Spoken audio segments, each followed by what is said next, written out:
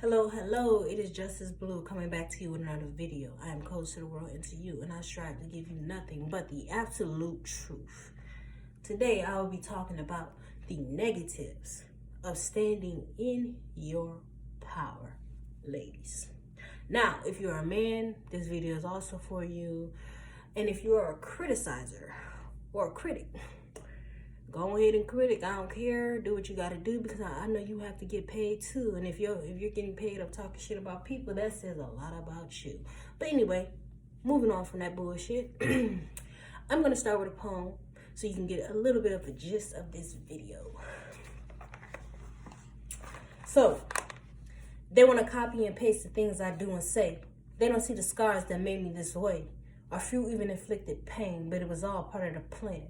I win the game because I don't chase money or fame. I am not defined by material things. I know who I am. I don't need female or male validation. My rep is not based on association. I guess I'm not defined by numbers, friends or lovers. She fell in love with me because of my intelligence. She believes in my leadership. She isn't afraid to put a ring on it. I guess that's what makes me different. See, you're a follower. You invest in my business. I am a leader. I get paid off your attention. Now take that in for a minute.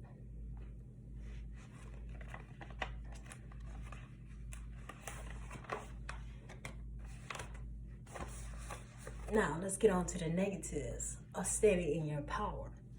Now, this is just a basic.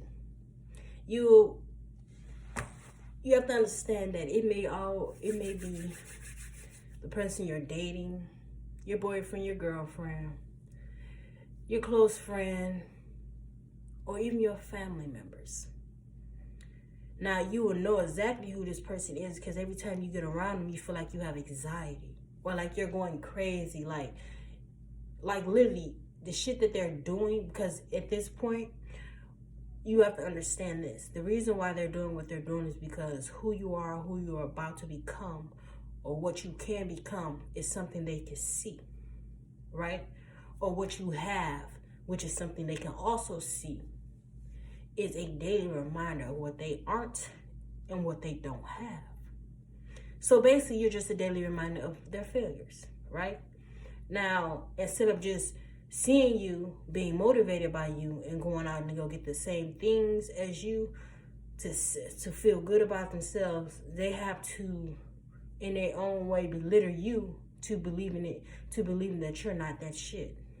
Like you're not nothing. So they belittle you in your dreams and your aspirations. Now, if you play the game of chess, you'll realize that you're not telling them too much. You can tell them half-truths, which I will get to that. But you don't tell them shit about yourself. Because, again, because everything they say and do tells you everything you need to know about them, which means it would do the same reverse back to you, right? Now, we're not on that. I'll explain that in a briefing, but if you want to know the full details of that, go watch How to Play the Game of Chess with the Enemy and my video previous to this, which is Standing in Your Power.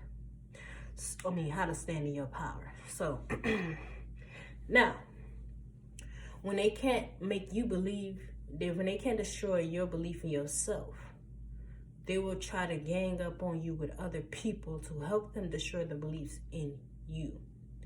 Now, take a minute to just think about how powerful you are when they have to involve other people to beat you down to nothing.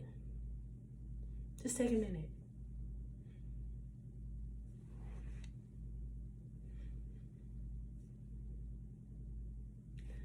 So anyway,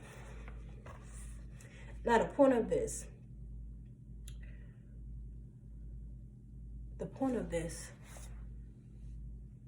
of the destroying you, making you believe that you're not shit, is to bring you down to their level so that they can feel like you're equal. They want to become equal to you, because in their mind, you put yourself on a high pedestal. You're acting right now. This isn't true. It can't be. So they're going to try to poke holes in it to see the flaws. And you know how they're going to poke holes in it? by trying to become close to you.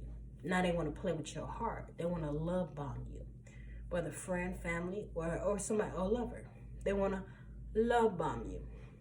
They want to get closer to you, learn more about you, so that they can create a better version or a better imitation of you.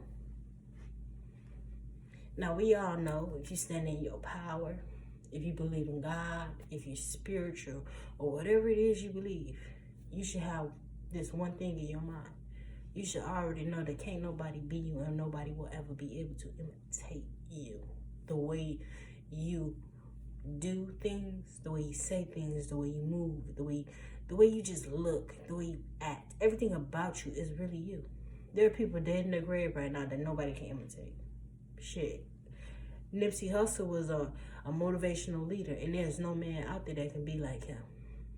Now, you could say, oh, if a next person come up, you say, oh, that person's similar to him, but you would never be that person. The energy that person had was the energy they was given by God, or whatever you believe. You, if you come after somebody like that, like Nipsey Hussle, your energy would be different. It wouldn't be the same. You'll be, because everybody has a different path. That's just what I believe. Everybody has a different purpose in this world. No path or purpose is the same. But if we work together, then our energy's magnitude to where we can change more. You know what I mean? Like, that's another story, but just hear me out. Can't nobody imitate you. They can try and they can attempt. They can try to get close to you and love bomb you, but it just won't work. Now I'm going to give you the 5 steps, a brief explanation of the 5 steps of playing the game of chess with the enemy, so that you can just get the briefing of why you will always win the game.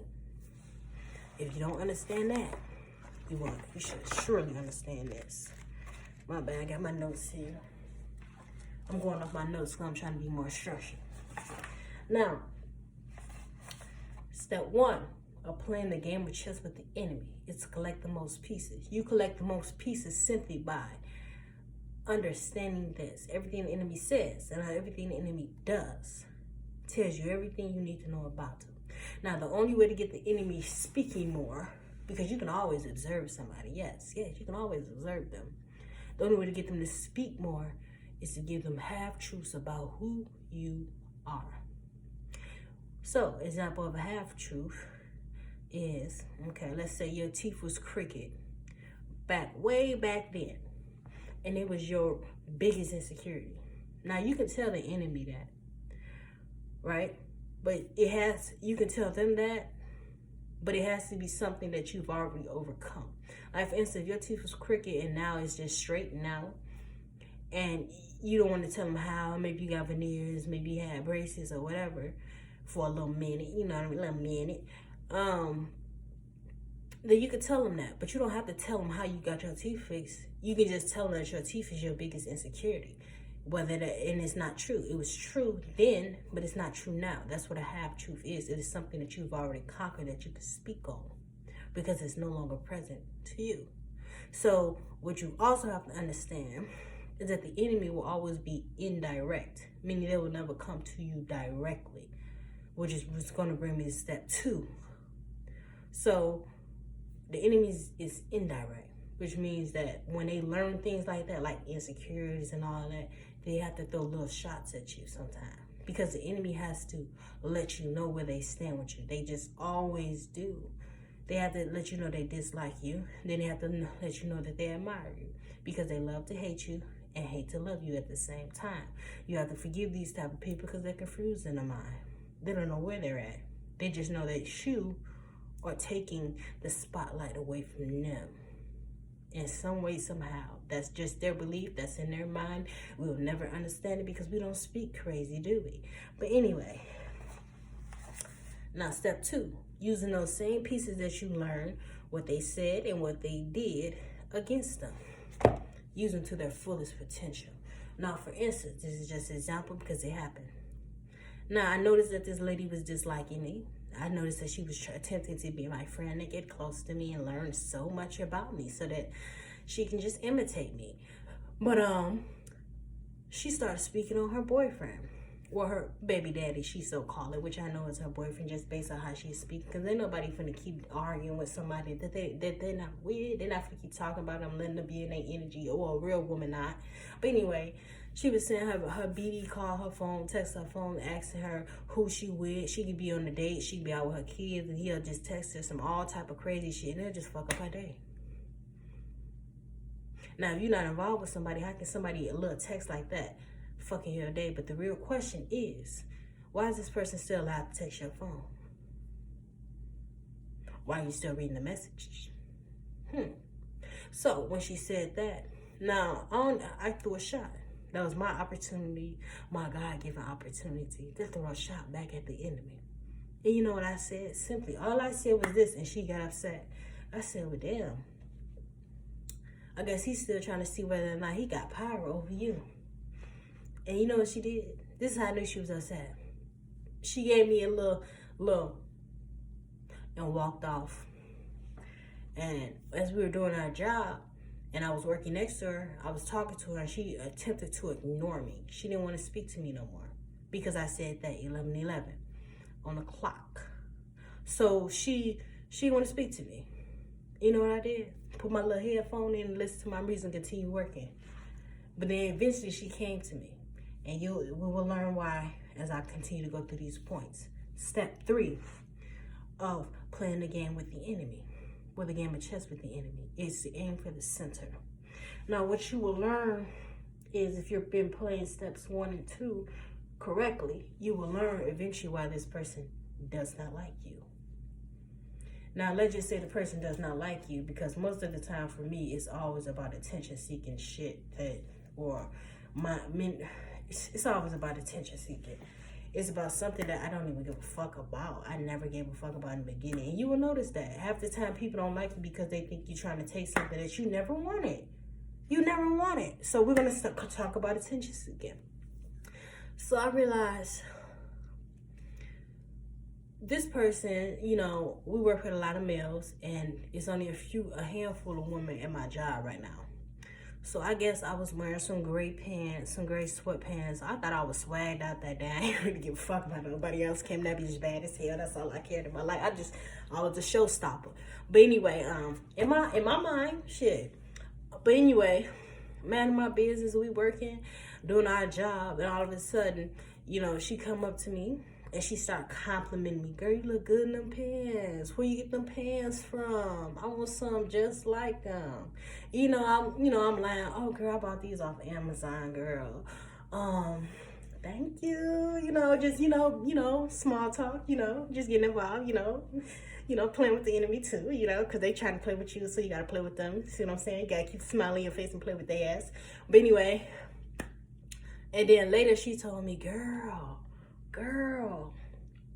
all the dudes are just looking at you. They was looking at you like you was a snack. I was like, oh, where the hoe was at? I ain't give a fuck about no niggas looking at me. Alright, hold on. But for real though, I'm into women. But anyway, yeah, she would have said the girls looking out for that. Really? But anyway, so she told me that. And then guess what happened the next day? She came into work with some gray pants on. Now, they wasn't like the ones I had. They was from a different style. You could tell they was a cheap version because they were so, they were thin. Like, when you get the good material and the, cheap version. She had them, but she had them hyped up so high in her vajayjay and in her booty so that she can purposely show it. And I noticed that when we was working that day, she was bending all over it. Like, she was doing so much to seek the attention that she thought I was getting. Like, that she thought I was attempting to get. And you know what? I was just looking at her like, wow. And this is how I knew she was. Then she had to tell on her. So she had to say, girl, you like my pants? You like my pants, girl? I look good in these and all that. She had to do all that. That's how I knew she was seeking it. Girl, you doing all that for what? Damn, you need validation that bad. And when I learned that seeking attention was her main goal, I learned that she thought, as we continue to have these, little altercations, little talking with each other, I learned that her main goal at this job was to get attention from the males. So her main goal, like I learned from her last job, basically, I just learned it just based on watching her, because I'll get to that she likes to be the center of attention. So to be the center of attention, you know, she has to be loud. She wants to draw people into her. She has to talk and flirt with every guy she sees. And then I noticed that as she comes to work, her clothing get more skimpier. Now it went from if it's not sweatpants, it's leggings that are hiked up as well, or it's really, really tight jeans. And it's like, but you can tell she's not doing it because she feels good about herself. She's doing it to steal attention away from me. Because I also noticed that if I'm talking to one of the dudes, just being friendly and telling them, we could be talking about work, basically, that she'll come in and try to steal a conversation. Cool, you can have this conversation. You can have it. Because what you start to realize that not only you seeing this, somebody else is starting to see it too. That's how invested the enemy is in you. They're so invested in trying to be you that it is seen to other people. They literally come out here thinking that people are dumb. That all people are dumb, that the shit that they doing is not noticed. That's how they are. Now let's move on to step 4. Step 4 is always protect the king or queen, whichever one you are. So if you're doing steps 1, 2, and 3, so you've already observed and you've learned the person. Step 2 was using that shit to your fullest advantage. Like they using it. So you can throw little shots back. Shit, who says you can't? Using that shit to your advantage, and also understanding why the person does not like you and using that to your advantage. Then step 4 has become easy for you. They don't know shit about you. So that's when they try to get to your heart and try to be your friend so they can imitate you. When they don't know shit about you, that's when they also bring other people in to try to, they'll use other people to get to know you, or people that they think that know you, to get more information about you. So you always got to keep your information tight. Keep it private. Because like this world today is crazy. People will do anything to try to destroy you in any type of way. But anyway, always protect yourself. So now if you've done steps 1, 2, 3, and 4, then step 5 is simple for you because you've already been doing it. So, in simple explanation, it's develop your pawn structure.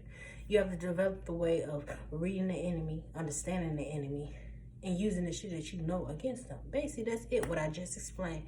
So, this is how I developed it. This is how I'm using it for right now, but it's a lot of shit that go into it. Step 1, observation. Watch the enemy, because at that point, that's when you're both prey and predator. And what I mean by that is you're the prey. You're reeling them into you to get to know you and everything so you can learn about them. That's when you give half truths to them. But then you're also the predator. You're not really telling them much. You're trying to learn and gain information about them so that you can conquer them, which is step 2, encounter. This is where you use your voice. I mean, you can throw little jabs at them because you have to let them know that you know. But you're not throwing jabs indirectly. You're throwing jabs directly. You're letting the person know what you know. Like you letting them know, I know you don't like me. And I'm you know what I mean? You're letting them know that they don't like you. Simple. And then step 2, which is retreat. Always keep distance. Don't get too close to nobody, especially when you know this person is an enemy, because they're trying to imitate you. So the more they know about you, the more they can imitate you. But the less they know about you, the more they'll make up and try to do. Like, for instance, when she was doing all that extra shit the next day in them gray sweatpants to get the attention that she thought you were trying to get. I mean, I was trying to get. This is where you use more of your character, which just means you're not speaking no more. You're showing with action. You're ignoring, you're using your body, your face expressions, because at this point you don't have to talk that much. When a person talks to you, you allow them to come up to you and speak to you. If they want to know so much about you, they want to be your friend, but at the same time, they hate you. Walk your ass over here and talk to me, because I'm not going to waste my time doing anything. Not going to waste no time trying to be your friend. Period, point blank. Step 4, execute. This is where you become both predator and prey. Like I said, you're the prey when you're reeling them into you, but you're also the predator when you're keeping them at a distance. You know what I mean? Execute. Learn what you need to know and use it to your fullest potential. So you see how we're constantly repeating the same thing, because when you know what you know, then you know how to move. Step 5, recover. Prepare for the next day with this person. Because if you cannot get away from them, then you've already learned their routine. So you literally have an idea of what can happen next with this person. But just understand, they will always come back to you. Again, they're going to keep coming back. Why? Because they need to learn information about you in order to imitate you, or in order to destroy you. Either way, they have to come back in some type of way. Now this video is getting too long, and that was the negatives of standing in your power. I am Justice Blue. This was another video. I am cold to the world and to you, and I strive to give you nothing but the truth on this channel. Hopefully this message resonates with someone. Have a nice day.